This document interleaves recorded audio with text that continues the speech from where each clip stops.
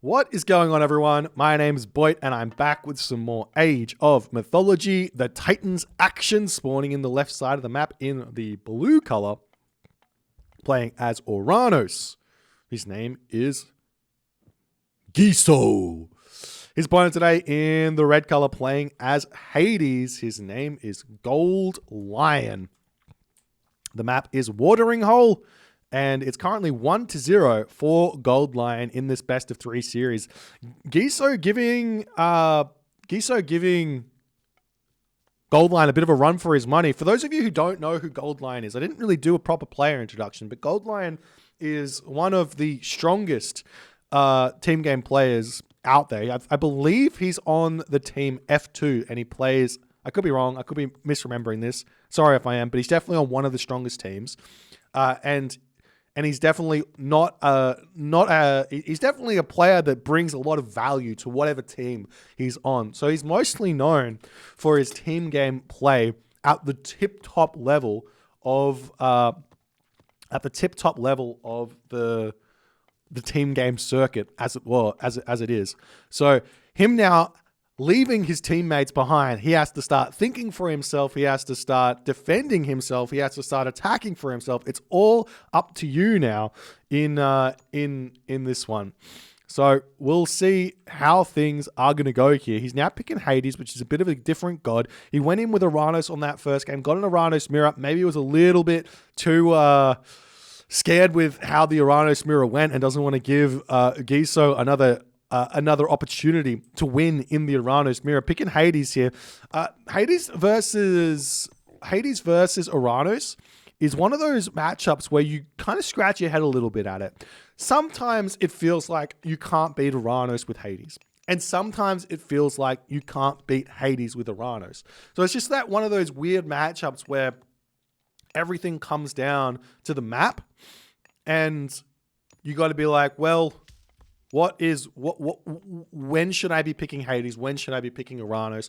All these sorts of things. So we'll have to wait and see how this is going to go. Gold Lion gets a relatively forward gold mine here. However, he's got beautifully placed water and trees in front of his gold mines. This is super defensive. He's got a really nice back town center here with this gold mine over here, with this hunt here. So long as he can defend this position over here, potentially get watchtowers, wall this off, he's going to be able to eat this hunt. He's going to be able to go for a fast 2 town center play. He's going to be in a really good position here in this game with this map. So this is going to be all up to Guisao to kind of figure out how to play this map from the Oranos perspective and not fall into the trap which a lot of Oranos players fall into, which is not realizing that they can't win at a certain point and focusing on a different point in the game to win.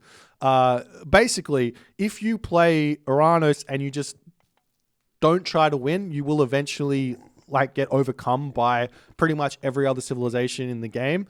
Yes, I would say Oranos, correct me if I'm wrong, is Oranos' late game the worst late game in the game? Because I believe Gaia and Kronos both have a stronger late game than Oranos, with time shift, with the speedy llama caravans, speedy villages of Gaia and the Gaia Lush. All those things make for a better late game.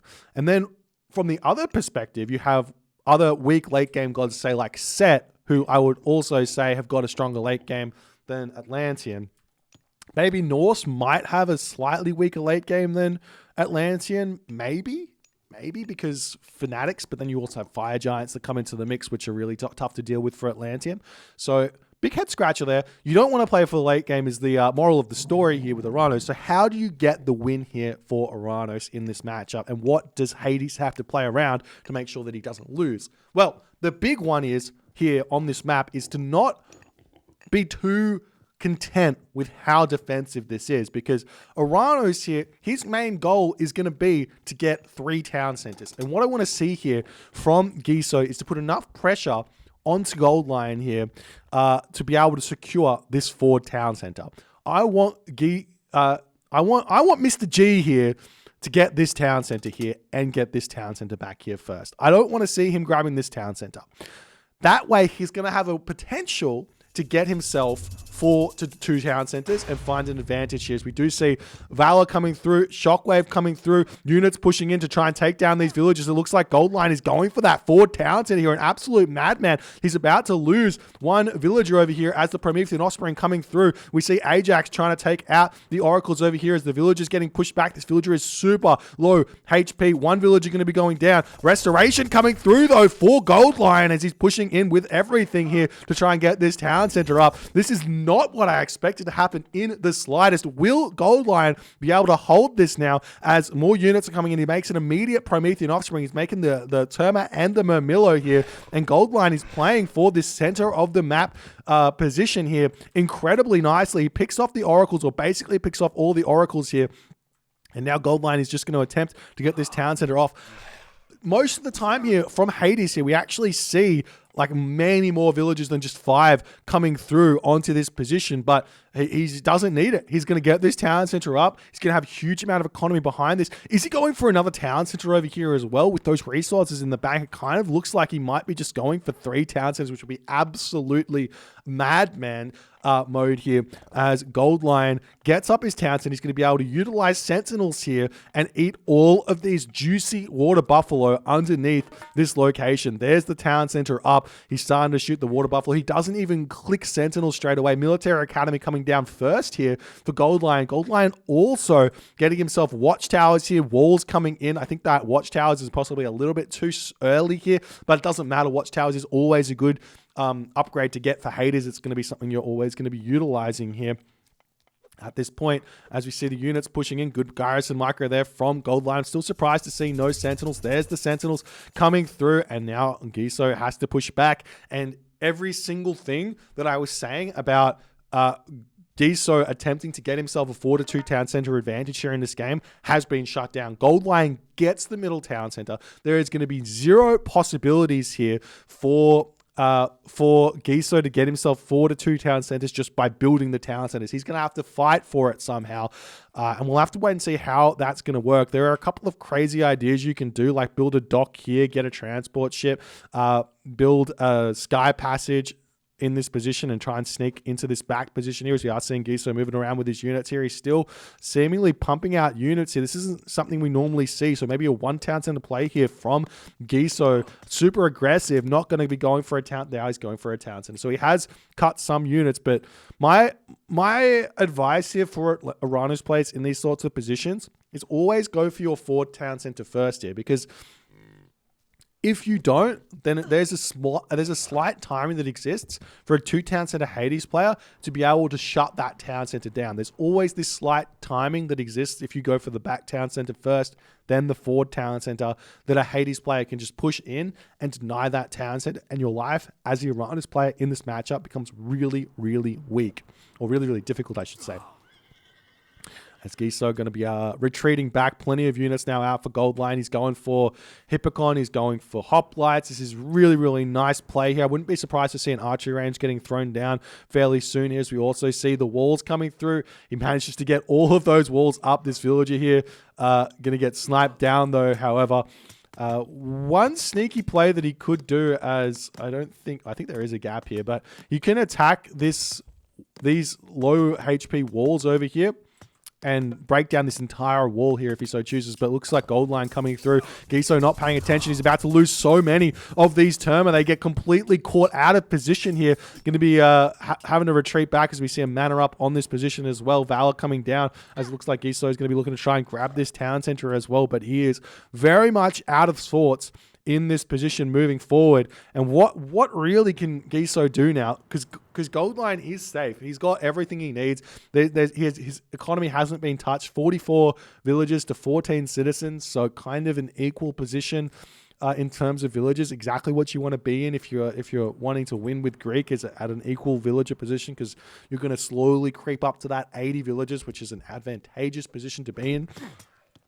As we do see this out of position sentinel getting sniped down, as Goldline doesn't protect that one. Nice play there, but we will be seeing a trade of a couple of Murmillo at least for the sentinel here, as 2 Murmillo for 1 sentinel is good value nonetheless for Goldline, as Guisao moving around here Looking for some more things to attack. Cheeky wall trying to come up over here. Probably going to be losing a villager for it.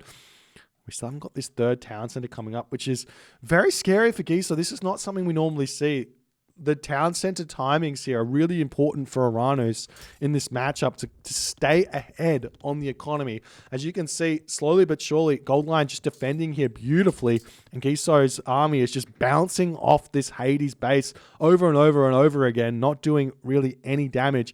Starting to move across the map now, with the Termina and the Momillo looking for some way to push in, but he's just not able to find anything just yet. Not only that, look at this Katoskopos just waiting here. Waiting silently, patiently. That's going to be an underworld Katoskopos if I've ever seen one, which is going to be really tough for Guisao to deal with in the next 5 to 6 minutes.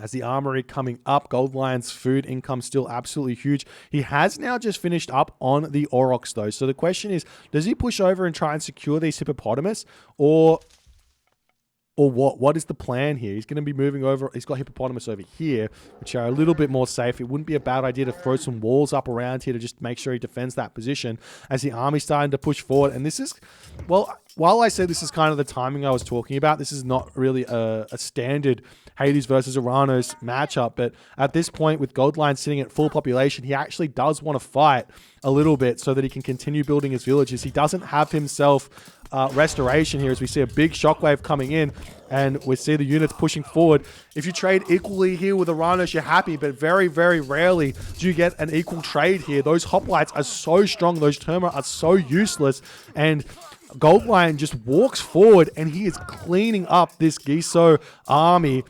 It's just absolutely brutal. Not only that, all of the Hades Shades are going to be coming out after this as well, which are equally difficult to kill units. This town center is getting secured, and in that moment, Guisao taps out. Goldline cleans this one up with ease.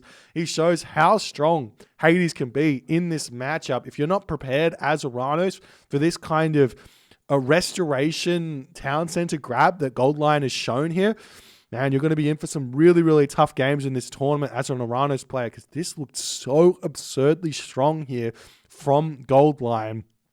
Just pushing forward, restoration on the villages with the units out. What can you do?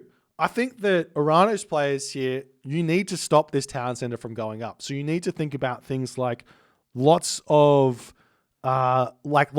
oracles. Potentially, like if you go 6 oracles here, and or 5 oracles, you manually heroize the oracles and you get your units out straight away after, potentially even building some buildings a little bit further forward. Wouldn't have been a bad idea. You can see how far away he has to travel. Had he sent some citizens forward to potentially eat this hunt in the middle here and put his military buildings down, he would have been able to get his units in to put pressure onto this town center a little bit earlier. Those kind of ideas are going to be able to stop these sorts of 2 town center plays a lot better, and it might be time for Oranos players to hit that drawing board and try and work out how to stop this, because this was brutal, and Goldline is showing why Hades is such a brutal god right now in the current meta. If you guys enjoyed this one, please consider hitting the follow on the Twitch. If you're on the YouTube, hit that subscribe button, and I'll see you guys in the next game.